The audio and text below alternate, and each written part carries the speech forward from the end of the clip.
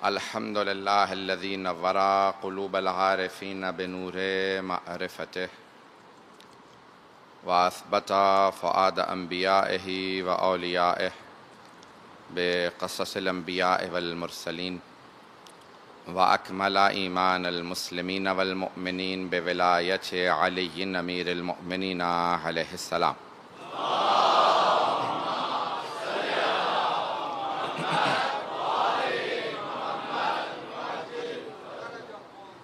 والصلاة والسلام والتحية والإكرام على أفضل الموجودات العبد المؤيد والرسول المسدد المصطفى الأمجد المحمود الأحمد أعني أبا القاسم محمد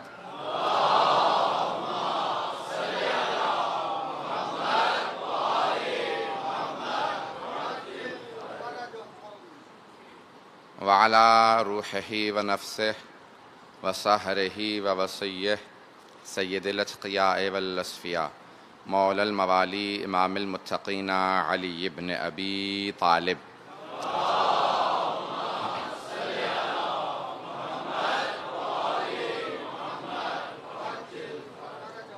وعلى أوصيائه لا سيما بقية الله في الأرضين روحي وأرواح العالمين لتراب مقدمه الفدا واللعنة الدائمة على أعدائهم أجمعين من الآن إلى قيام يوم الدين. أما بعد فقد قال أبو عبد الله جعفر بن محمد الصادق عليه الصلاة والسلام: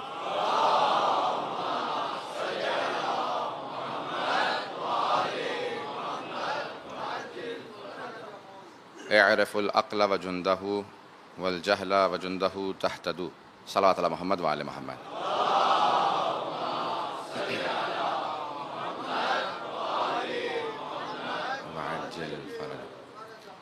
عزیزان گرامی، ایمان و عقل کے عنوان سے آپ کی خدمت میں مجالس پیش کر رہا ہوں. اللہ سبحانہ و تعالیٰ نے یہ نعمتیں عطا کی ہیں اور ان نعمتوں کا صحیح استعمال کرنا یہ سب سے بڑا شکر ہے. جب انسان کو اللہ نے عقل جیسی نعمت عطا کی ہو، اس کا صحیح استعمال کرنا یہ شکران نعمت ہے اور غلط استعمال کرنا یہ کفران نعمت ہے. ہم نے عرض کیا تھا پہلی مجلس کے اندر کہ یہ جتنی ہم صفات بتا رہے ہیں یہ معصوم نے فرمایا ہے کہ انسان جو عقل رکھتا ہے، عقل کا صحیح استعمال کرتا ہے، اس میں یہ ایک لشکر ہوگا، صفات ہوں گی.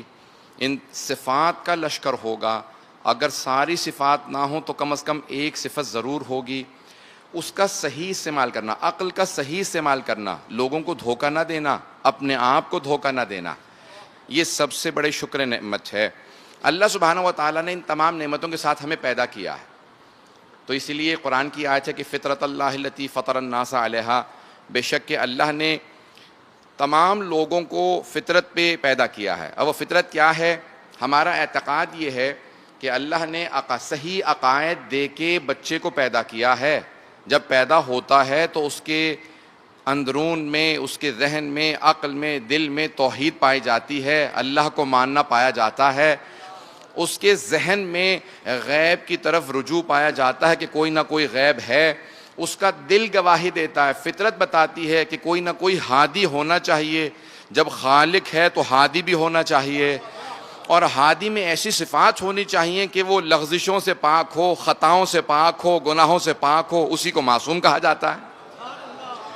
اور انسان کی فطرت میں پایا جاتا ہے کہ وہ آخرت کے لیے تیار کرے. یہ زندگی ختم نہیں ہو جائے گی. کیسے ہو سکتا ہے کہ اتنی بڑی کائنات ہو، میں جو مرضی کروں ختم ہو جاؤں، جزا و سزا ہی نہ ہو؟ یہ انسان کی فطرت میں پایا جاتا ہے. فطرت میں پایا جاتا ہے کہ انسان اچھائی کی طرف رغبت رکھتا ہے، کمال مطلق حاصل کرنا چاہتا ہے، کمال کے درجے پہ پرفیکشن چاہتا ہے. کوئی دنیا کا، حتیٰ جو خدا کو نہیں مانتا، اس سے بھی پوچھیں تو اس کی فطرت یہی جواب دے گی، ہاں میں کمال حاصل کرنا چاہتا ہوں. کوئی نہیں کہے گا کہ نہیں میں ناقص رہنا چاہتا ہوں، مجھے کمال چاہیے.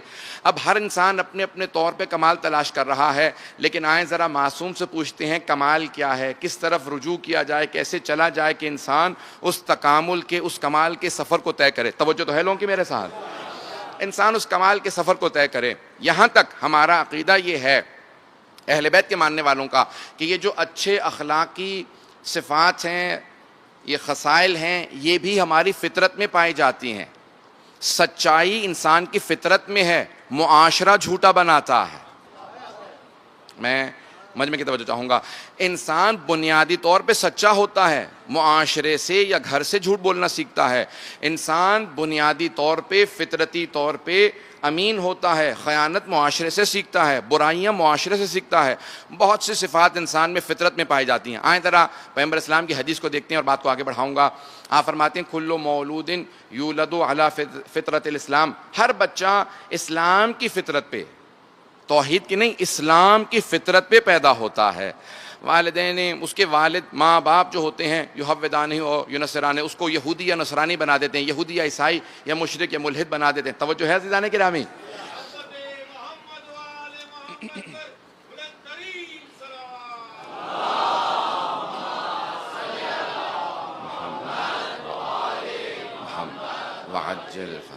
اس نقطے کی طرف خاص توجہ چاہوں گا۔ اب حبیب خدا محمد مصطفیٰ صلی اللہ علیہ وآلہ وسلم فرماتے ہیں،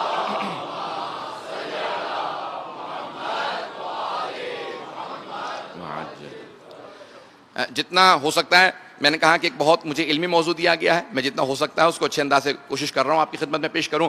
اب پیغمبر اسلام فرماتے ہیں کہ انسان کی فطرت کے اندر اسلام پایا جاتا ہے، یعنی صرف توحید نہیں ہے، صرف نبوت و ولایت نہیں ہے، یہ سارے عقائد نہیں، بلکہ تمام جو اسلام کی بنیادی افعال ہیں، کردار ہے، یہ جو کردار اسلام نے بتایا ہے یہ بھی انسان کی فطرت میں پایا جاتا ہے۔ لیکن یہ جو ماں باپ ہوتے ہیں، پیغمبر فرماتے ہیں، وہ یہودی نصرانی بنا دیتے ہیں، ملحد مشرک بنا دیتے ہیں، تو پالنے والے کا، ماں باپ کا بہت دخل ہے، پالنے والوں کا بہت دخل ہے۔ مجمع کی توجہ ہو میرے ساتھ، پالنے والوں کا بڑا دخل ہے۔ پالنے والا یہودی بنا دیتا ہے، عیسائی بنا دیتا ہے، مشرک بنا دیتا ہے، ملحد بنا دیتا ہے۔ اب اگر کسی نے محمد مصطفیٰ کو پالا ہو،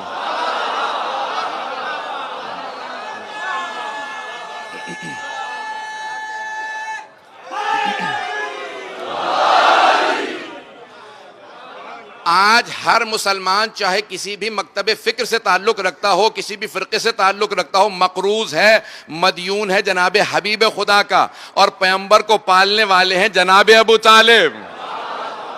پیغمبر فرما رہے ہیں کہ ہر بچہ اسلام کی فطرت پہ پیدا ہوتا ہے۔ ماں باپ یہودی نصرانی مشرک ملحد بنا دیتے ہیں، توجہ چاہوں گا، ماں باپ ملحد بنا دیتے ہیں تو پالنے والے کا بڑا دخل ہوتا ہے، جس نے اپنے خون سے سینچ کے محمد مصطفیٰ کو پالا ہو، خاتم النبیین بنے ہوں، سید المرسلین بنے ہوں، امام الانبیاء ہوں، فخر انبیاء ہوں، کائنات کے مالک ہوں۔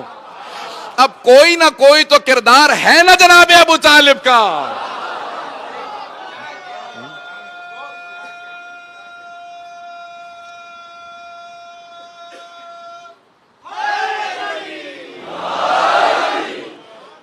بہت محبت سے سن رہے ہیں، بہت پیارے انداز سے سن رہے ہیں عزیزان گرامی، آپ کی محبتوں کی نظر کر رہا ہوں تو اب یہ فطرت ہے جو انسان کو دین اسلام پہ گامزن کرتی ہے۔ آیات بہت زیادہ ہیں قرآن کے اندر کہ انا فی خلق السماوات والارض واختلاف اللیل والنہار، اللہ سبحانہ و تعالیٰ نے سورہ بقرہ آیت نمبر 164 کے اندر بڑے پیارے انداز سے کہا کہ یہ جتنی چیزیں دیکھ رہے ہو ان سب کے اندر کوئی نہ کوئی نشانیاں پائی جاتی ہیں۔ اللہ سبحانہ و تعالیٰ فرما رہا ہے، کتنے پیارے انداز سے کہہ رہا ہے، اللہ کہتا ہے کہ ان فی خلق السماوات والارض، زمین و آسمان کی خلقت کے اندر، واختلاف اللیل والنہار، زمین و آسمان کی خلقت کے بعد یہ لیل و نہار کا آنا جانا، دن کا رات میں بدلنا، رات کا دن میں بدلنا،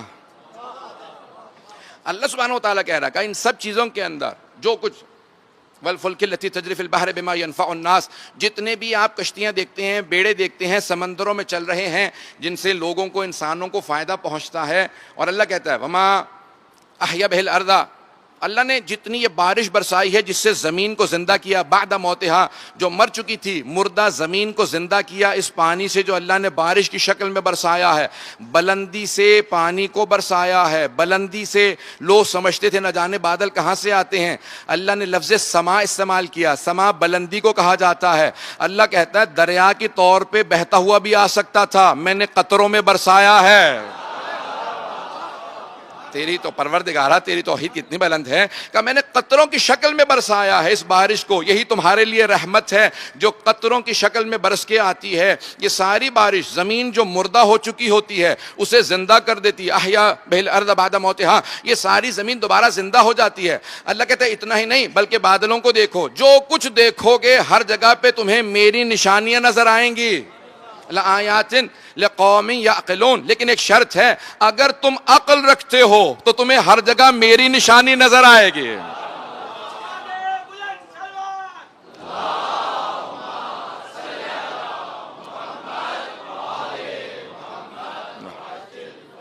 اللہ کہتا ہے کہ جو بھی عقل رکھنے والے ہیں، جو بھی عقل رکھتا ہوگا وہ ان تمام چیزوں میں میری نشانیاں دیکھے گا۔ عزیزان گرامی، امیر المؤمنین کا ایک جملہ کہ بہت پیارا جملہ ہے، کہا کہ میں کوئی شے دیکھتا ہی نہیں ہوں،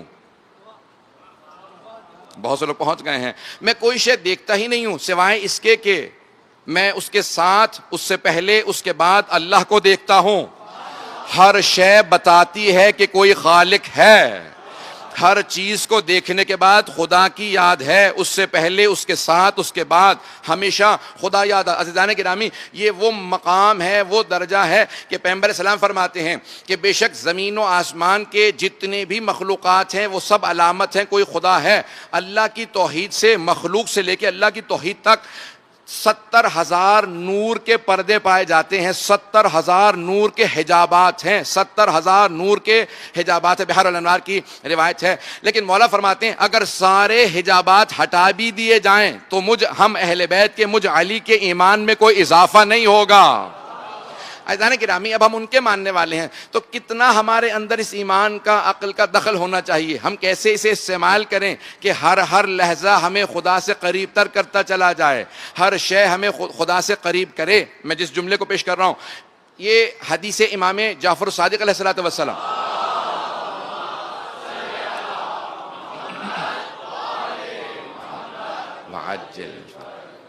جو حدیث جنود عقل و جہل ہے، لیکن اب ایک حدیث جو آج موجودہ دنیا کے حالات کے عنوان سے میرے ذہن میں آ رہی ہے اس کو پیش کرنا چاہتا ہوں۔ بہت سے نوجوانوں نے جہاں جہاں گیا ایک سوال کیا کہ آپ کہتے ہیں بارش کے قطرے برستے ہیں لیکن بعضوں کا سیلاب آ جاتے ہیں، بعضوں کا طوفان آ جاتے ہیں، بعض کا زلزلے آ جاتے ہیں۔ سن رہے ہیں عزیزان گرامی؟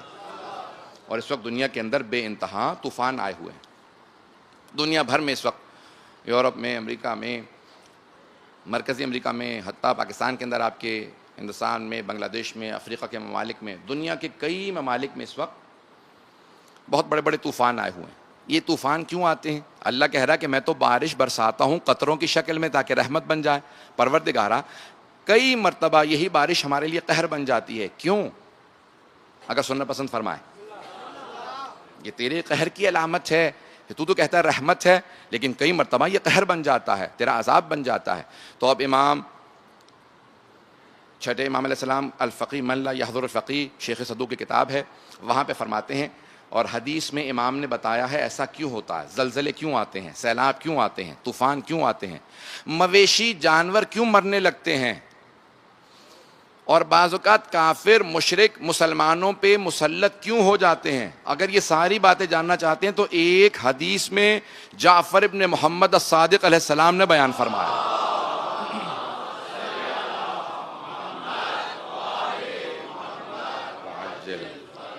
میں پیش کروں گا، میں نے کہا کہ ایک علمی موضوع ہے اور جتنا ہو سکتا ہے میں اس کے اندر آپ کے لیے، تاکہ رغبت کے ساتھ، ہم محبت کے ساتھ علوم آل محمد کو سیکھیں۔ امام فرماتے ہیں کہ اذا فشت الاربعہ، اگر 4 چیزیں، 4 گناہ، 4 برائیاں عام ہونے لگیں، ظہرت الاربعہ، تو 4 اللہ کی طرف سے نشانیاں عذاب کے طور پہ آنے لگتی ہیں۔ 4 اگر برائیاں پھیل جائیں، گناہ پھیلنے لگیں زمین پہ، اذا فشت الزنا، اگر زنا پھیلنے لگے تو اللہ سبحانہ وتعالیٰ کی طرف سے ظہرت الزلازل، اللہ کی طرف سے پھر زلزلے زیادہ آنے لگتے ہیں۔ اللہ نشانی کے طور پہ، عذاب کے طور پہ زلزلے بھیجتا، سنیں گے اگر فیضان گرامی۔ اللہ کے جناب امام شیشم علیہ السلام فرماتے ہیں کہ اگر ایک گناہ بڑھتا ہے تو اللہ کی طرف سے نشانیاں، اب میں دہراؤں گا نہیں، بہت زیادہ، بہت سے بچے بیٹھے ہیں، تو فیضان گرامی ایک ایسی معاشرے کی اخلاقی بیماری ہے جس کی وجہ سے اللہ بھیجتا ہے زلزلوں کو، زلزلے زیادہ ہونے لگتے ہیں۔ اگر لوگوں سے زکوٰۃ خیرات اٹھ جائے تو پھر مویشی مرنے لگتے ہیں. ہر انسان یہ سوچتا ہے کہ نہیں میں اپنے لیے دولت جمع کر لوں. اللہ کہتا ہے کہ نہیں, یاد رکھو برکت کا جو پورا کا پورا تصور ہے وہ ایمان سے وابستہ ہے. کافر سمجھ ہی نہیں سکتا برکت کیا ہے. یہ خرچ کرنے سے, راہ خدا میں دینے سے, خمس دینے سے, زکوٰۃ دینے سے, خیرات کرنے سے چیزیں کم نہیں ہوتی. ظاہری طور پہ نظر آ رہا ہوتا ہے کہ کم ہو رہا ہے. اللہ کہتا ہے نہیں, یہ راہ خدا میں خرچ کرنے سے برکت پیدا ہوتی ہے. برکت صرف اہل ایمان سمجھ سکتے ہیں. برکت صرف اہل ایمان. مولا فرماتے ہیں کہ اگر زکوٰۃ خیرات لوگوں سے اٹھنے لگے تو مویشی مرنے لگتے ہیں. اور اگر حکام جو کسی کے اوپر بھی کیسی بھی حکومت رکھتا ہو, اپنے ملازم پہ, اپنی رعایا پہ, رعیت کے اوپر فیصلوں میں ظلم کرنے لگے تو معصوم فرماتے ہیں کہ پھر قحط بھی آتے ہیں, سیلاب بھی آتے ہیں.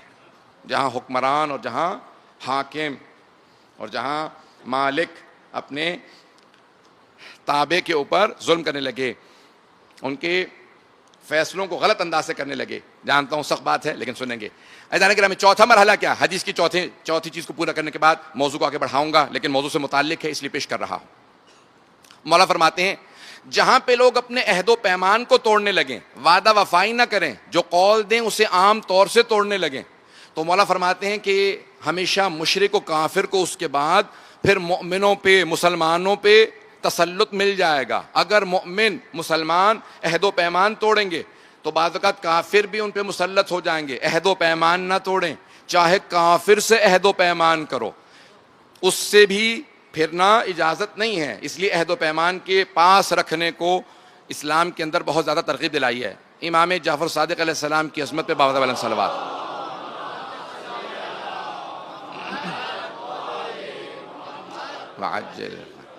بس بھائی میں اس حدیث کو پیش کرنا چاہتا تھا کہ یہ حدیث بہت سے آج جو ہمارے سامنے مسائل آتے ہیں ان کا جواب ہے.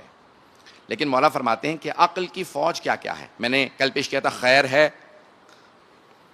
اور شر جہل کی, جہالت کی, اور اگر آپ کے ذہن میں ہو ایمان اور کفر. اب اگلا مرحلہ ہے, مولا فرماتے ہیں کہ والتصدیق وضدہ الجحود. تصدیق یعنی حق کا اقرار کرنا, حق کا اقرار. تصدیق عقل کی فوج میں ہے, اور جحود یعنی حق کا انکار کر دینا یہ جہالت کی فوج میں ہے. اسی کو میں آج تشریح کرنا چاہتا ہوں. حق کا اقرار کرنا, حق کو ماننا.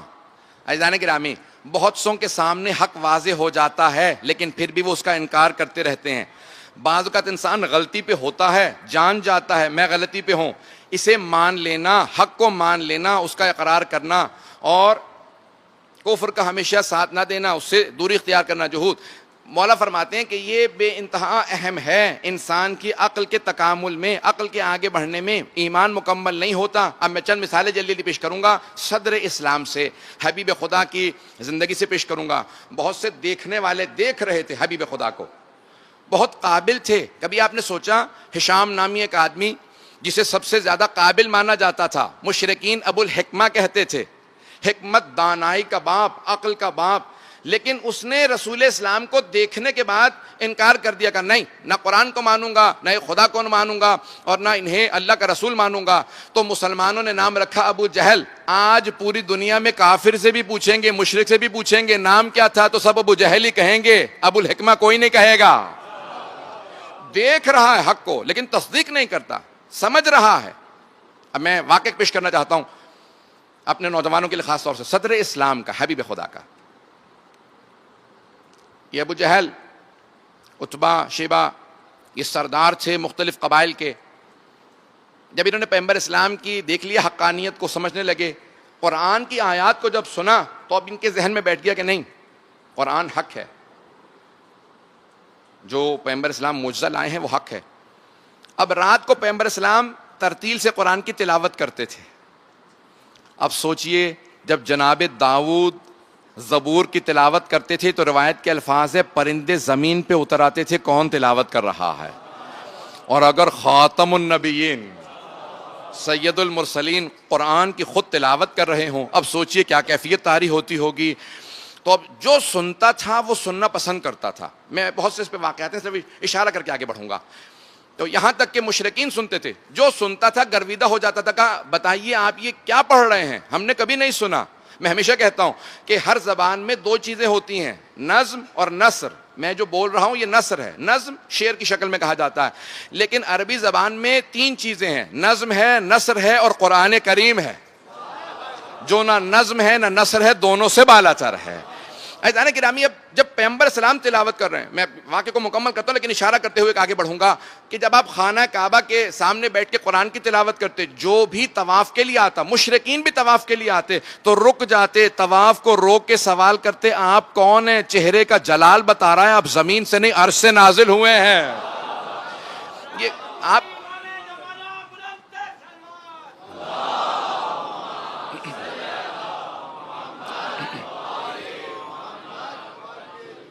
عزیزان گرامی، لوگ پیغمبر اسلام کی تلاوت سننا چاہتے تھے. یہاں تک کہ روایات میں نے خود دیکھا، تاریخ میں لکھا ہے، شیعہ سنی علماء سب نے، مورخین نے لکھا ہے کہ ابو لہب، ابو جہل خانہ کعبہ کے چاروں طرف جو مسجد الحرام ہے نا، اس کے دروازوں پہ کھڑے رہتے، افراد کو کھڑا رکھتے.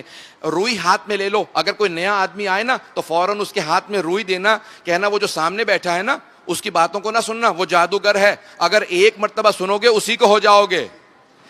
روئی دیتے، کہا سامنے کون بیٹھا ہے، کا نام محمد ہے، کانوں میں روئی دے لیتے. عزیزان گرامی، لوگ سنے بغیر فیصلہ کر لیتے ہیں، اسی کو کہا جاتا ہے حق کا انکار کرنا. ہم کہتے ہیں بغیر سنے بغیر دیکھے فیصلہ نہ کرنا. اگر کوئی بتا دے مجلسوں میں یہ ہوتا ہے، ذرا آ کے دیکھو، مجلسیں خود بتائیں گی کیا ہوتا.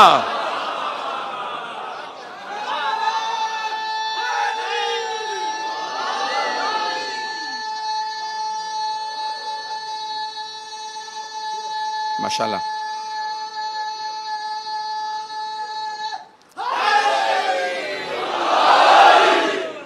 بہت پیارے انداز سے سن رہا ہے، بہت پیارا سنا. عزیزان گرامی، اب وہ فوراً روئی دیتے کا کانوں میں ٹھونس لو، ان کی باتیں مت سننا، بات اگر سنو گے نا جادوگر ہیں، اپنا کر لیں گے. جناب ابو ذر غفاری سے متعلق ملتا ہے، جب وہ آئے نا تو ابو لہب نے کہا یہ روئی لے لو. کہا روئی کی کیا ضرورت ہے، طواف کرنے آیا ہوں. کہا طواف کرنا، لیکن سامنے جو آدمی بیٹھا ہے نا وہ جادوگر ہے، باتیں نہ سننا. انہوں نے روئی کانوں میں ٹھونسی، طواف کرنا شروع کر دیا. خود ہی بتاتے ہیں طواف کر رہا تھا، دوسرا یا تیسرا شوط تھا، چکر تھا خانہ کعبہ کا. کہ ہر دفعہ کعبے سے توجہ ہٹ چکی تھی اور میری نگاہیں انہی کی طرف بار بار جاتی تھیں جو تلاوت کر رہے تھے، مسکرا کے دیکھتے تھے.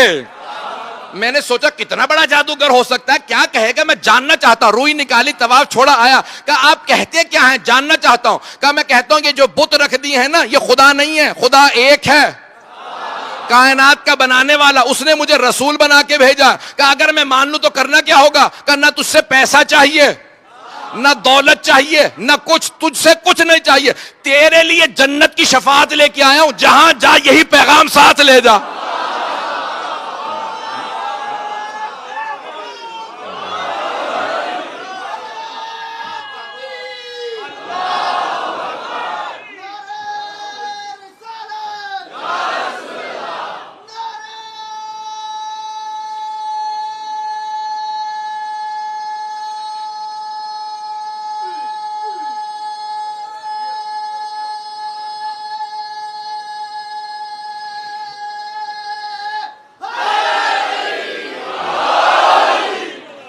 توجہ ہے عزیزان گرامی. تو ایک مرتبہ کہا کہ اچھا ٹھیک ہے، میں نے اگر آپ کی ساری باتوں کو مان لیا تو کیا کرنا ہوگا. کہا کہ ایک مرتبہ شہادت پڑھو گے اور اس کے بعد یہ کہنا کہ آج کے بعد سے کبھی بھی نہ بیٹیوں کو زندہ دفناؤں گا نہ دفنانے دوں گا، نہ چوری کروں گا نہ چوری کرنے دوں گا، نہ ڈکیتی کروں گا نہ کرنے دوں گا. جو مال میرا نہیں اس پہ میرا حق نہیں ہے. توجہ ہو، یہی جملے کہے کہ آپ کی ہر بات عقل کو لگتی ہے. کہ میں فطرت ہی کا دین لے کے آیا ہوں. آپ کی ہر کہا بھائی مجھے آپ مسلمان کر لیجئے. بس پیغمبر اسلام نے فوراً ان کو کلمہ پڑھایا، انہوں نے فوراً کلمہ پڑھا. اور وہیں پہ دیکھیں سچائی کیا ہے. جناب ابو ذر غفاری سے متعلق پیغمبر کی حدیث ہے نا کہ میرے صحابہ میں کوئی اتنا سچا نہیں ہے. حدیث کے الفاظ پورے یہ ہیں کہ نہ آسمان نے سایہ کیا نہ زمین نے اٹھایا اتنا سچا ہم آل محمد کے بعد جتنا کہ ابو ذر غفاری. تو جناب ابو ذر نے فوراً اعلان کیا. صرف اشارہ کر کے آگے بڑھ رہا ہوں، مجھے واقعہ پیش کرنا ہے کہ حق کا انکار نہیں کرنا چاہیے، تصدیق کرنی چاہیے۔ تو جناب ابو ذر نے فوراً وہیں پہ پیغمبر اسلام کے سامنے دعوت دی کا، او مکے والو، میں اعلان کرنا چاہتا ہوں کہ تم سب غلط ہو، یہ جو اللہ کے رسول محمد ہیں یہ صحیح ہیں، میں ان کی تصدیق کرتا ہوں۔ اب کیا ہونا تھا؟ ایک مرتبہ سارے مشرکین نے، ابو لہب نے اشارہ کیا، سب نے انہیں گرا کے مارنا شروع کر دیا۔ جناب پیغمبر اسلام نے جناب امیر کو اشارہ کیا، کہا ابو ذر کو آگے بڑھ کے چھڑواؤ۔ مسجد الحرام تھی، جناب امیر، آپ نے دیکھا ہے نا کہ جب شیر آتا ہے اور آگے بڑھتا ہے تو ساری بکریاں ویسے ہی بھاگنے لگتی ہیں۔ تو جناب امیر علیہ السلام کا آگے بڑھنا تھا، آپ نے ہاتھوں سے دھکیلا، جناب ابو ذر کو اٹھایا، کہا پیغمبر اسلام نے تمہیں بلایا ہے، ذرا ایک مرتبہ پھر آگے آؤ۔ کہا سن لیا پیغام؟ کہا ہاں سن لیا۔ کہا یہاں سے چلے جاؤ، یہاں لوگ ماننے والے نہیں ہیں، یہ حق دیکھ رہے ہیں لیکن حق کے منکر ہیں۔ میرا سلام ہو میری آخری امت پہ، بغیر دیکھے مجھ پہ ایمان لائیں گے۔ تصدیق اسے کہا جاتا ہے۔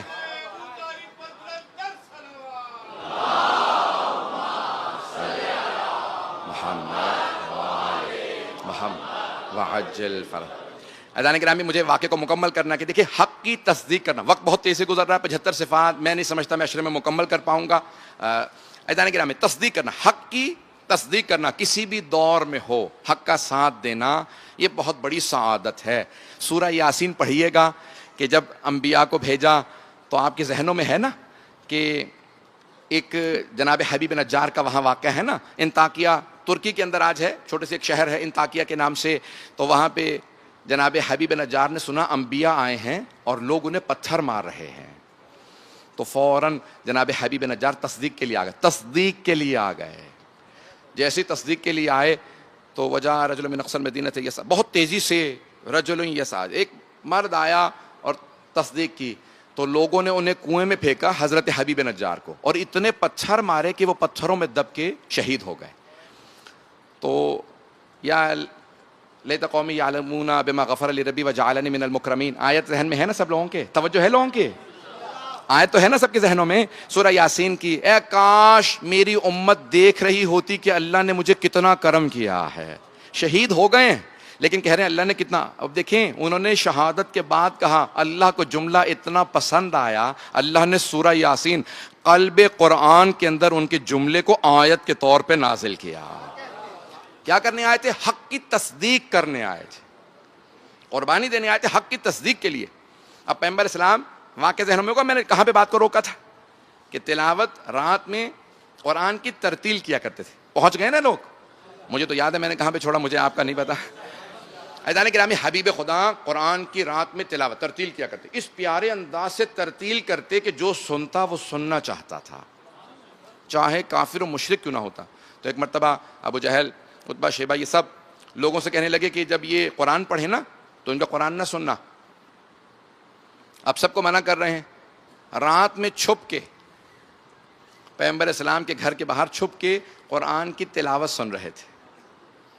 جب تلاوت سنی تو جب جانے لگے تو آمنا سامنا ہو گیا، تو ایک دوسرے سے پوچھنے لگے بھئی تم یہاں کہاں؟ کہا وہ یہ میں بعد میں بتاؤں گا، تم بتاؤ تم کیوں آئے تھے؟ اس نے کہا میں بعد میں بتاؤں گا۔ پھر تیسرے سے پوچھا کہ بھئی سچ پوچھو تو میں محمد کے قرآن کو سننے آیا تھا۔ کہ تم دونوں کا کیا ارادہ تھا؟ کہا ہم بھی بات تو یہی ہے کہ انہی کی قرآن کی تلاوت کو سننے آئے تھے۔ کہا کیسا پایا؟ کہا جیسی تلاوت کرتے ہیں۔ اب میں احترام اپنے انداز سے پیش کر رہا ہوں کہ نہ جانے کیا ہے اس قرآن میں، کیا ہے ان کی زبان میں، جب تلاوت کرتے ہیں دل ہی نہیں کرتا اٹھ جانے کا، دل کرتا ہے قرآن سنے۔ کہا دیکھو ایک مرتبہ ابو جہل نے کہا کہ ہم لوگوں کو منع کر رہے ہیں کہ ان کے قرآن کو مت سنو، اگر ہم خود چھپ چھپ کے قرآن سنیں گے تو لوگ کیا سوچیں گے، کوئی ہماری بات نہیں مانے گا، تو اب وعدہ کرو کل سے نہیں آؤ گے۔ تو تینوں نے وعدہ کیا کل سے ہم قرآن سننے نہیں آئیں گے۔ اگلے دن پھر دوبارہ آئے، اور آنے کے بعد آپ سوچ رہے ہیں موضوع کیا ہے؟ میرا موضوع کیا ہے؟ اللہم صلی علی محمد۔ تصدیق و جہود، حق کی تصدیق کرنا، اس کا انکار نہ کرنا۔ ذہن میں رکھیے گا، یہ حق کو پہچان رہے تھے، ان کا دل گواہی دے رہا تھا کہ واقع نے خدا ہے اور یہ اللہ کے رسول ہیں، یہ قرآن معجزہ ہے، لیکن انکار۔ دوسرے دن پھر، اب تیسرے دن جب دوبارہ ان کا آمنا سامنا ہوا تو سب نے ایک دوسرے سے کہا کہ دیکھو اب پکا وعدہ کر کے جاؤ کہ دوبارہ آئندہ نہیں آؤ گے۔ پھر اس کے بعد واقعہ نہیں آئے اور کہا کہ نہیں ہم لوگوں سے کہیں گے ان کا قرآن نہ سنو، لیکن آپس میں جب بیٹھتے تو کہتے کہ نہیں دل گواہی دیتا ہے، لیکن ہماری سرداریاں ختم ہو جائیں گی، سب کچھ ختم ہو جائے گا ہم نے ان کے نظام کو مان لیا۔ تو ایک بات سمجھ میں آ رہی ہے، بعض اوقات انسان حق کا ساتھ اس لیے نہیں دیتا کہ اپنے عہدے چھن جاتے ہیں۔ پتہ نہیں بات پہنچ رہی ہے نہیں؟ اگر پہنچ گئے ہوں، بہت سے لوگ حق کا اس لیے ساتھ نہیں دیتے کہ اپنے عہدے نہ چلے جائیں۔ یہ صرف پیغمبر کے ساتھ نہیں، پیغمبر کے بعد بھی ہے، آج بھی ہے، یہاں تک ملتا ہے۔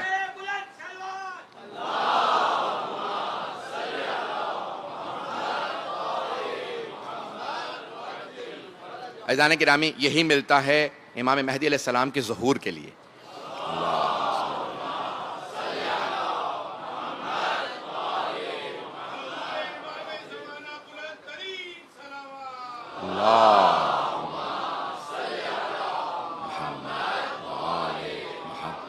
وعجل فرج۔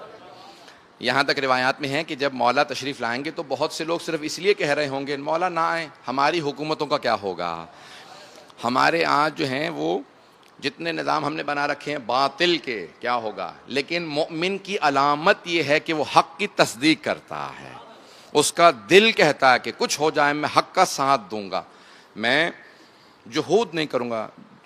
جیم ہے، یہ جیم ہے والا ہے جحود، جہاد سے نہیں ہے، جحود جہد سے ہے، یعنی انکار کرنا، ڈٹ جانا۔ روایات میں ہے نا کہ جو امام حسین کے مقابلے میں ڈٹ گیا ان سب پہ لعنت ہو۔ زیارت عاشورہ میں پڑھیں گے آپ، زیارت عاشورہ جا کے دیکھیے گا، جاہدت الحسین، اور بعض نے لکھا ہے جاہدت الحسین، جس نے بھی حسین کے خلاف جہاد کیا یا جو امام حسین کے مقابلے میں منکر ہو گیا کہ میں حسین کو معاذ اللہ نہیں مانتا، تحیّت لقتال، یعنی اس نے تیاری کی، ولو قتل میں شریک نہ ہوا لیکن اس نے تیاری کی میں حسین کا قتل کروں گا معاذ اللہ، تیاری کرنے کے بعد قتل میں موفق نہ ہو سکا، لیکن چھٹے امام کہتے ہیں اگر اس نے تیاری کی آیا کربلا لیکن کسی اور نے امام حسین کو مار دیا تو وہ بھی ملعون ہے کہ جس نے قتل میں حصہ لیا۔ تو اس لیے کبھی بھی حق کا انکار نہیں کرنا چاہیے۔ مومن کی، اہل ایمان کی علامت یہ ہے کہ عقل استعمال کرتے ہوئے جب حق کو دیکھیں گے اس کی تصدیق کریں گے، انکار نہیں کریں گے۔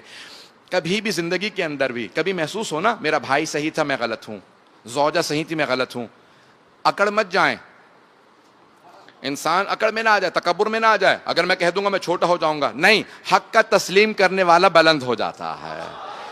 اللہ کہتا ہے میں بلندی اسے دیتا ہوں جو غلطی مان لیتا ہے حق کے لیے اور اپنے آپ کو جھکا دے۔ عزیزان گرامی، پوری زندگیوں میں کبھی نہ سوچیں چھوٹا بھائی ہے، زوجہ ہے، چھوٹی بہن ہے، محلے کا لڑکا ہے، دوست ہے، ارے میں اس کے سامنے کیوں مانوں، نہیں۔ عزیزان گرامی، مومن کی علامت یہ ہے کہ عقل کو جو ساتھ دینے والا ہے وہ کبھی بھی حق کے مقابلے میں نہیں آئے گا، حق کا انکار نہیں کرے گا، اپنی غلطی تسلیم کرے گا۔ اب میں جملہ تو کہہ گیا ہوں، اگلا مولا کا جو جملہ ہے اس کی بھی تھوڑی سی تشریح کروں گا۔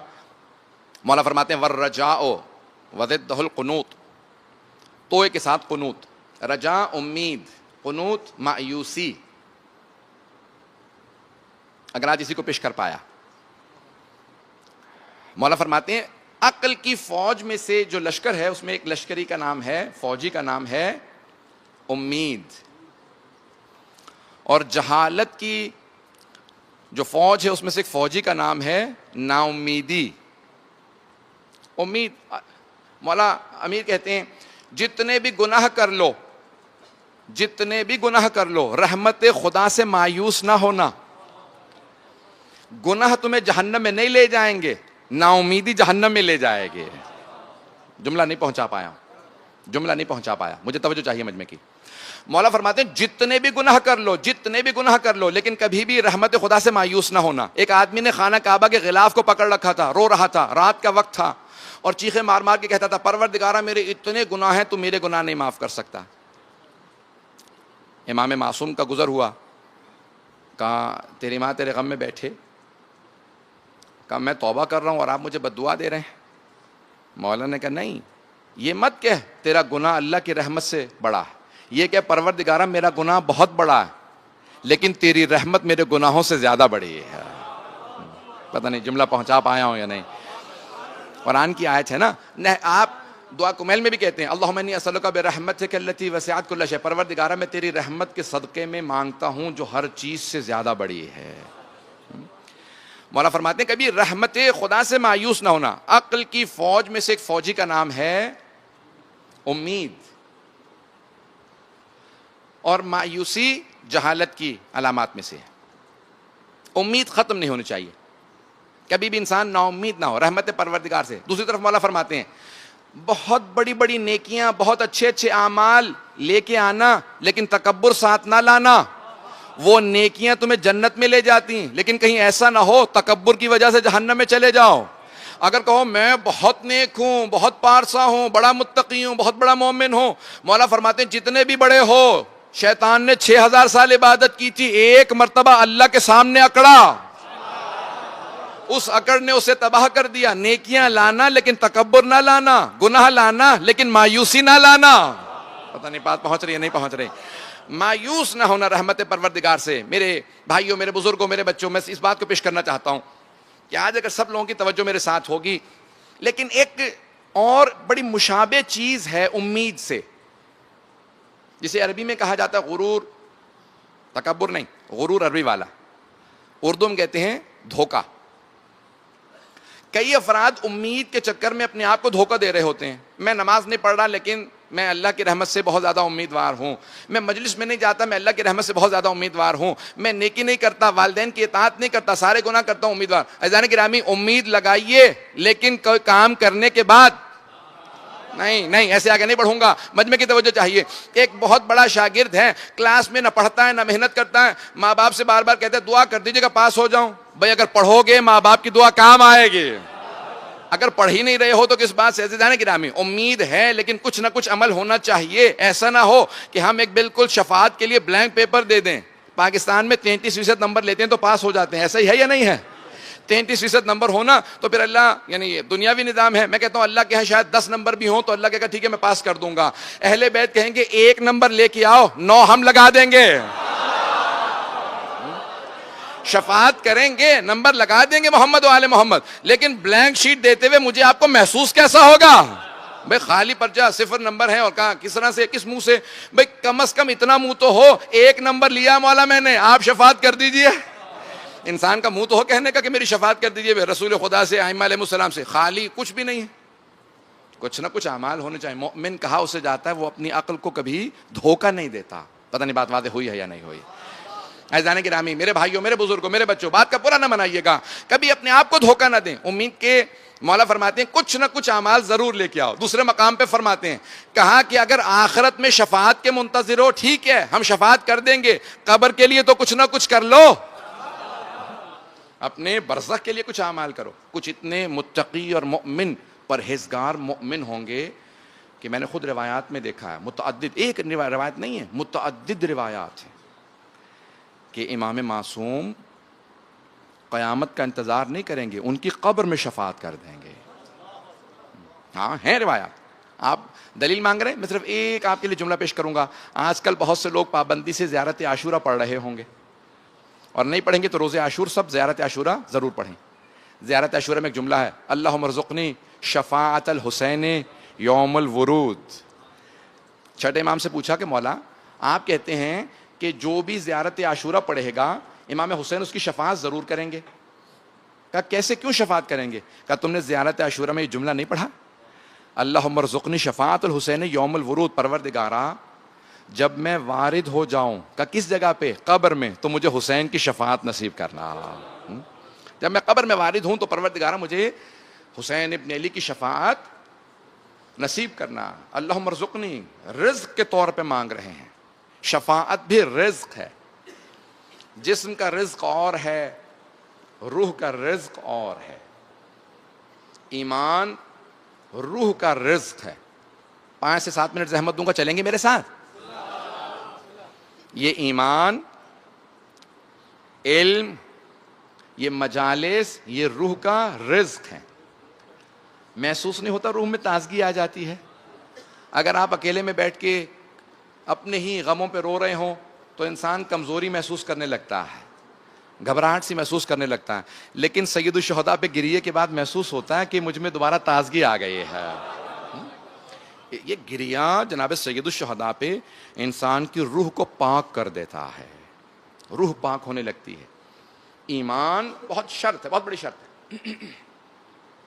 عزیزان گرامی، تاریخ میں ایک نام ہے، اب میں ذہن میں تو جو مصائب لے کے آیا تھا ورودی کے، لیکن کل میں انشاءاللہ تعالیٰ اب میں کربلا میں 2 محرم کو سید الشہداء وارد ہوئے تھے، وہ مصائب کل پیش کروں گا، لیکن جناب حر سے متعلق کیونکہ میں نے امید کو پیش کیا ہے، تصدیق کو پیش کیا ہے، تو تھوڑی تاریخ پیش کرنا چاہتا ہوں حضرت حر کی، اگر سننا پسند فرمائیں گے۔ مصائب سے پہلے جناب حر کی تھوڑی تاریخ سن لیجیے، بآواز بلند صلوات پڑھیں۔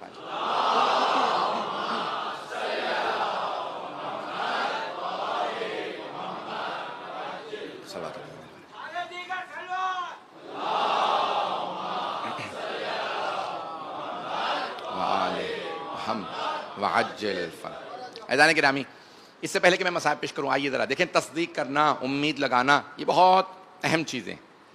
حضرت حر ابن یزید ریاحی بہت بڑا نام ہے، تاریخ میں ایک بہت بڑی شخصیت ہیں حضرت حر۔ ہمارے لیے تو اسی لیے بہت بڑی شخصیت ہیں کیونکہ شہداء کربلا میں، شہداء کربلا کے لیے ائمہ معصومین نے یہ زیارت وارثہ پڑھتے ہیں ہر شب جمعہ۔ چھٹے امام علیہ السلام کیا کہتے ہیں جب شہداء کربلا کی زیارت پڑھتے ہیں؟ بے ابی انتم و امی طبتم، میرے ماں باپ آپ پہ قربان ہے شہداء کربلا۔ اللہ اکبر، میری روح کانپ جاتی ہے جب میں جملہ پڑھتا ہوں، اور ضعیف روایت نہیں ہے، زیارت وارثہ مستند ترین ہماری زیارات میں سے ہے، مستحب ہے ہر شب جمعہ پڑھیں، جو شب جمعہ میں پڑھے گا امام حسین کی شفاعت نصیب ہوگی انشاءاللہ تعالیٰ۔ عزیزان گرامی، شہداء کربلا امام معصوم ہمیں اور آپ کو بتا رہے ہیں ان کا مقام کیا ہے۔ اب یہ جناب حر شخصیت کیا ہے؟ بے انتہا شجاع، جس میں اچھی صفات نہ ہوں وہ حسین کا ساتھ دے ہی نہیں سکتا۔ بے انتہا شجاعت پائی جاتی تھی، دلیر تھے، تصدیق کرتے تھے حق کی۔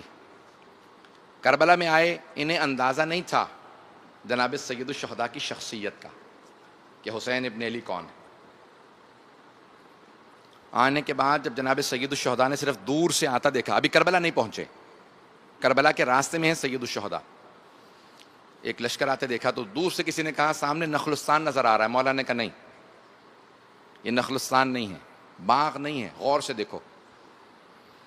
تو کسی نے کہا کہ ہاں پرچم ہیں بہت سے، کیونکہ عصا کے اوپر پرچم بلند کی جاتے تھے، کہا بہت سے پرچم ہیں۔ مولا نے کہا قافلے کو روک دو، ایک لشکر آ رہا ہے، بہت پیاسا ہے۔ آپ جانتے ہیں نا، ساقی کوثر کے نواسے ہیں، حوض کوثر پہ جس کے نانا اور بابا ہوں، تو کہا یہ پیاسے ہیں۔ فوراً مسند بچھائی امام حسین نے، کہا ان سب کو پانی پلا دو۔ کہا عباس ان سب کو پانی پلاؤ، 1000 کا لشکر ہے، 1000 کا لشکر۔ اب سوچیں اہل بیت کے پاس کتنا پانی تھا جو 1000 افراد کو پانی پلائے۔ حضرت عباس اتنا پانی لے کے چلے تھے، پانی پلایا۔ علی ابن تنان محاربی کہتا ہے کہ مجھ میں پیاس کی وجہ سے اتنی طاقت نہیں رہ گئی تھی کہ میں اپنی اونٹنی سے کہتا کہ بیٹھ جا، بٹھا نہیں پا رہا تھا۔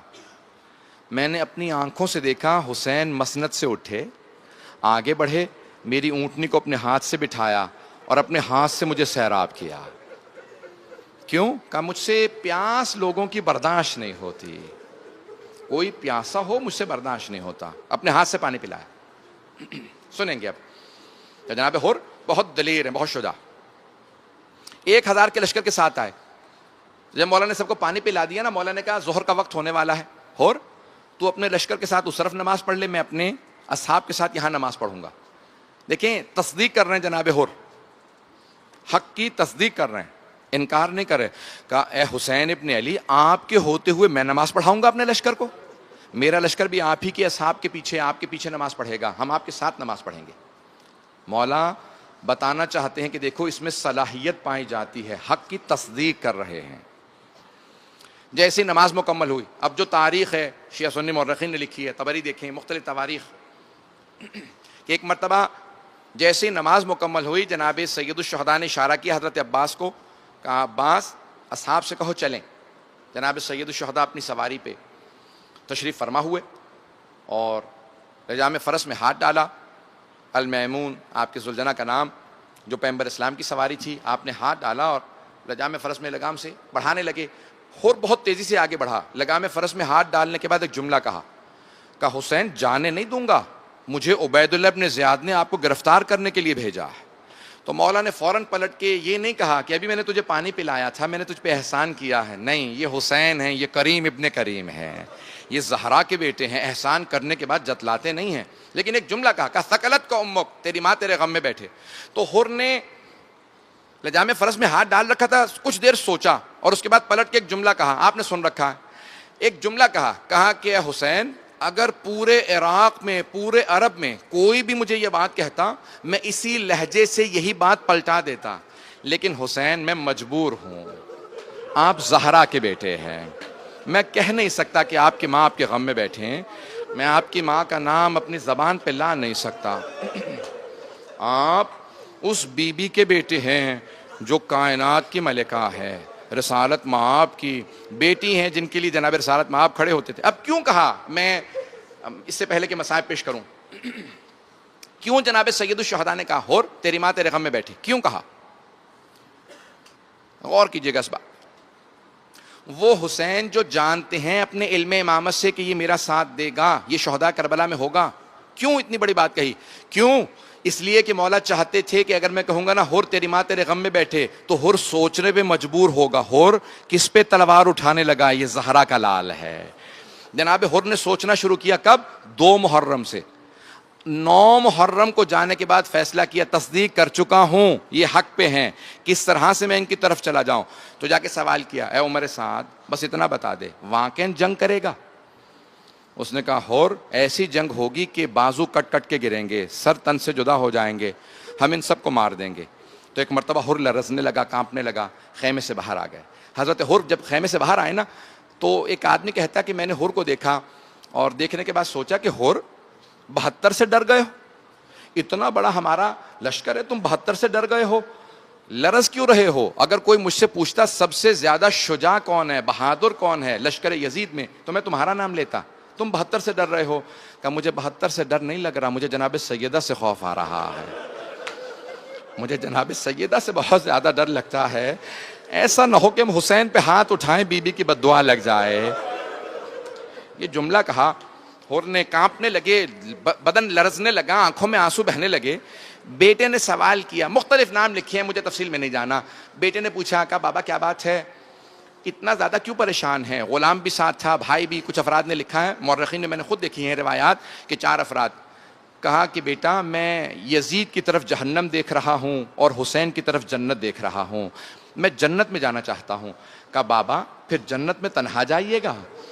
کہا بیٹا اگر جنت میں جانا چاہتے ہو تو میرے ساتھ چلو۔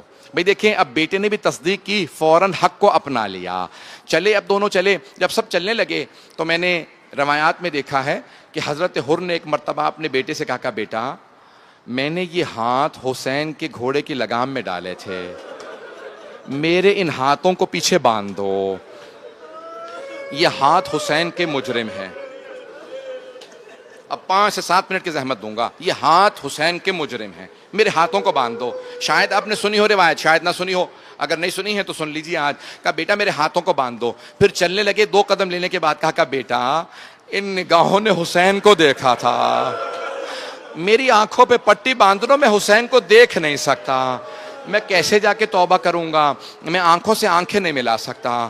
جب ایک مرتبہ چلنے لگے نا، اب آپ کو روایت میں تفصیل میں نہیں جاتا، ایک مرتبہ چلے، جب چلے تو وہاں پہ جناب سید الشہداء نے آواز دی کہ عباس ہمارا مہمان آ رہا ہے، ذرا استقبال کیجئے۔ جناب عباس باہر آئے، جناب حر نے کہا بیٹا کسی کے آنے کی آہٹ محسوس ہو رہی ہے، کون آ رہا ہے؟ کہا بابا عباس ابن علی آ رہے ہیں۔ کہا عباس ابن علی سے کہہ دیجئے ہم توبہ کے لیے آ رہے ہیں، معافی مانگنے آ رہے ہیں، ہم جنگ کی نیت سے نہیں آ رہے۔ ایک مرتبہ جب جناب عباس نے سنا نا تو جناب عباس نے کہا حر میں بھی استقبال کے لیے آ رہا ہوں، میں بھی روکنے نہیں آ رہا۔ سب کو بہت ڈر تھا نا جناب عباس کا، جناب عباس کا بہت روک تھا لشکر یزید پہ۔ کہا میں بھی استقبال کے لیے آ رہا ہوں۔ تو ایک مرتبہ جناب حر نے کہا کہ مجھے سمجھ میں آ گیا کہ پیاسا کنویں کے پاس نہیں جا رہا، کنواں پیاسے کے پاس آ گیا ہے.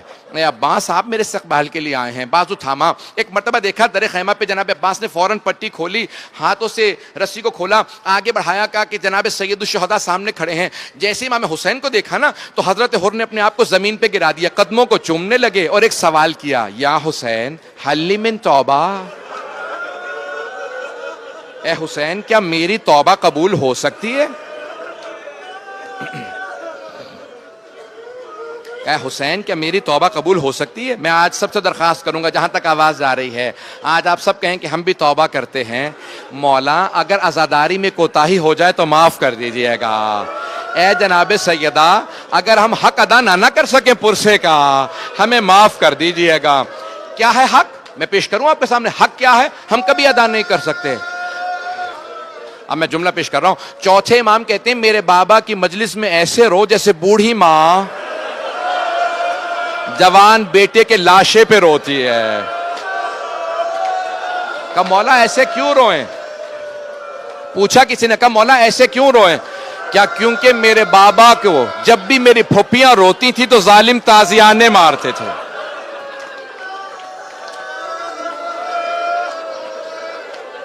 بھئی میں 5 منٹ کی زحمت دوں گا, تھوڑا سا سن کے گریہ کیجیے گا. میں بڑے سخت جملے پیش کرنے والا ہوں, مجھے معاف کر دیجیے گا, لیکن میرے ساتھ کچھ دیر کے لیے چلیں اس میدان میں جہاں آج جناب سید الشہداء ہیں.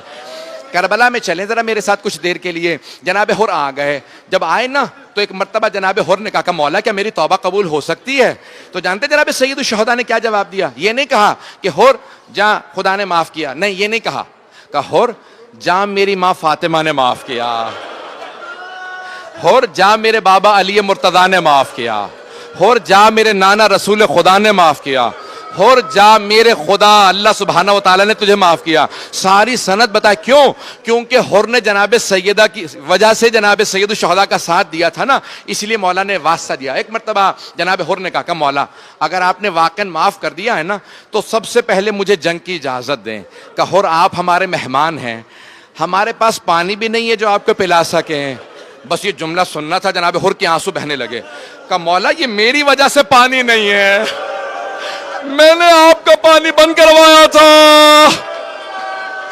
اے حسین اب مجھے پانی کا تانا نہ دیجیے گا. بہت رو جناب حر. کہ مولا مجھے معاف کر دیں. بھئی سنیں گے, میں آج دعا شاید نہ کروا سکوں, سن لیں تھوڑے سے مصائب. ایک مرتبہ کہا کہ مولا مجھے معاف کر دیں. کہ مولا اگر آپ نے معاف کر دیا سب سے پہلے جنگ کی اجازت مجھے دیں. کہ حر اجازت ہے. ایک جملہ کہا کہ مولا جب میں میرے لشکر کے لوگ شور مچا رہے تھے نا تو آپ نے کہا تھا لین کلامہ کا یا شیخ, اے حر ذرا لشکر سے کہ تو اور تیرا لشکر دھیمی آواز سے بات کریں. تو ہم نے پوچھا کیوں آرام سے بات کریں؟ کہ تم اکیلے ہو, میرے ساتھ میری بہنیں ہیں, میری بہنیں برداشت نہیں کریں گی میرے سے کوئی اونچی آواز سے بات کرے. مولا اگر آپ نے واقعا معاف کر دیا ہے نا تو مجھے ہاتھ جوڑ کے کہتا ہوں اجازت دے میں آپ کی بہنوں سے معافی مانگ لوں. آیت اللہ اشتہار جی نے سوگنامہ علی محمد میں لکھا ہے, امام حسین نے ایک مرتبہ حضرت عباس سے کہا عباس اس خیمے کے باہر لے جا کے کھڑا کر دو حر کو جہاں پہ زینب و ام کلثوم ہے. جناب حر سوار ہوئے, زرہ پہنی, سر پہ خول پہنا, تیار ہوئے, تلوار حمائل کی, لیکن جنگ سے پہلے کہا میں زہرا کی بیٹیوں سے معذرت کر لوں. آئے اس خیمے کے باہر جہاں بیویاں تھیں اور ایک مرتبہ بلند آواز سے کہنے لگے اے رسالت مآب کی نواسیوں, اے زہرا کی بیٹیوں, اے عصمت تطہیر کی پروردہ بیویوں, آپ کے بھائی کا راستہ میں نے روکا تھا, مجھے معاف کر دیں. روز قیامت اپنی ماں زہرا سے میری شکایت نہ کیجیے گا, مجھے معاف کر دیجئے. یہ آخری جملہ سننے کے بعد روایت کے الفاظ ہے بیویاں بلند آواز سے رونے لگیں. جب ساری بیویاں بلند آواز سے رونے لگی نا یہ جملہ سن کے کہ اپنی ماں زہرا سے میری شکایت نہ کیجیے گا, حر نے بیویوں کا رونا سنا, اپنے آپ کو گھوڑے سے گرا دیا, خول اتارا, سر میں ماتم کرنے لگا, خاک اٹھا کے سر میں ڈالتا تھا. کہ حر تو نے دوبارہ گناہ کیا ہے, تو نے زہرا زادیوں کو دوسری مرتبہ رلایا ہے. جب دوبارہ رونے لگے نا تو اندر سے ایک بی بی کی آواز آئی. کہ حر میں زینب ہو, میں روز قیامت اپنی ماں فاطمہ سے تیری شفاعت ضرور کروں گی. میں کہوں گی اماں حر کو معاف کر دیں, اس نے حسین کا ساتھ دیا تھا. اور میں اپنی ماں زہرا سے تیری شفاعت کروں گے, اور میں تیری شفاعت کروں گے. اجرکم اللہ. بس بھائی آخری جملے سن لیجئے, آخری جملوں کی زحمت دے رہا ہوں. اب مجھ میں طاقت نہیں رہی پڑھنے کی, اب مجھ میں طاقت نہیں رہی. آپ حضرات عزیزان گرامی آپ تو برداشت ہی نہیں کر پا رہے. میں نے تو سخت جملے پڑھے ہی نہیں ہیں. اگلے مرحلے میں بڑے سخت جملے پڑھنے والا ہوں, مجھے معاف کریں گے. سنیں گے 2 جملے آئیں ذرا میں پیش کر رہا ہوں. جناب حر نے پہلے اپنے بیٹے سے کہا بیٹا تم چلے جاؤ, کہیں ایسا نہ ہو مجھے مرتا دیکھو تم حسین کا ساتھ چھوڑ دو. بیٹا پہلے تم چلے جاؤ. تو ایک مرتبہ بیٹے نے حملہ کیا, بہت سے منافقین کو قتل کیا, یزیدیوں کو مارا. ایک مرتبہ حر کے بیٹے کے سر میں کسی نے گرز مارا, گرز لگنا تھا. جناب حر کا بیٹا زمین پہ گرا. جیسے گرنے لگے نا تو آواز کا بابا میری مدد کے لیے آئیے, بابا میں گھوڑے سے گر گیا ہوں. جناب حر کو بہت شاق تھا, جوان بیٹا میرا زمین پہ گر گیا ہے. جب جناب حر پہنچے نا بیٹے کے لاشے پہ تو دیکھا پہلے سے حسین ابن علی موجود ہیں. دیکھا پہلے سے مولا حسین موجود ہیں.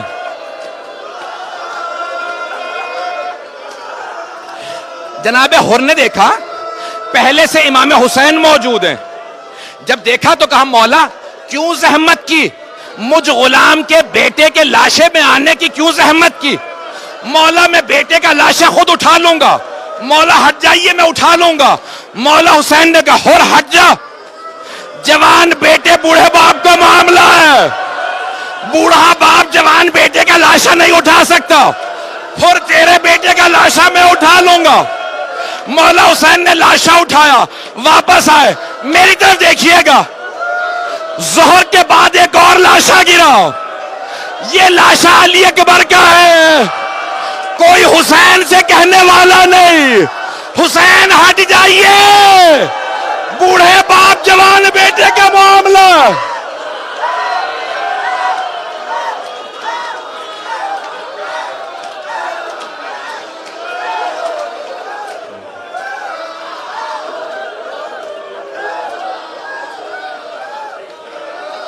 الا لعنت اللہ علی القوم الظالمین وسيعلم الذين ظلموا أي منقلب ينقلبون.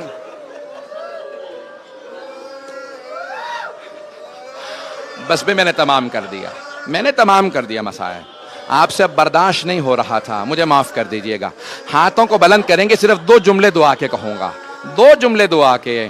آئے بھائی ہاتھوں کو بلند کریں میرے ساتھ, ذرا مل کے ایک دعا کریں گے. صرف ایک واسطہ دوں, پروردگارا جناب علی اکبر کی جوانی کا واسطہ, ہمارے ان جوانوں کی جوانیوں کو سلامت رہا. پروردگارا ہمارے مقامات مقدسہ کی حفاظت فرما. پروردگارا واسطہ اس ماں کا جو کربلا کے میدان میں کسی خیمے میں مسلح بچھا کے بیٹھی تھی.